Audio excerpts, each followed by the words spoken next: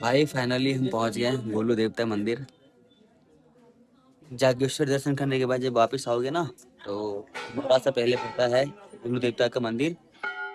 यहाँ पे लोग अपनी मन्नत चिट्ठियों में लिख के ऐसे ऐसे डालते हैं, और जिनसे मन्नत पूरी हो जाती है वो अगले साल या जब भी उनको मौका मिलता है वापस आते हैं, और यहाँ पे घंटी बांध के अपनी इच्छा, मतलब उनको लगता है कि मेरी इच्छा पूरा हो गया है, तो फिर वो वहाँ पे घंटी बांधते हैं।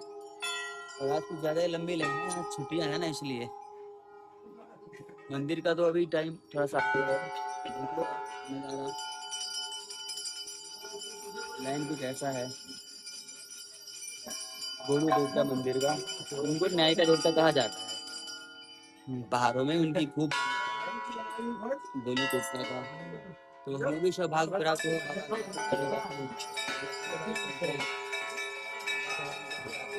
देवता का।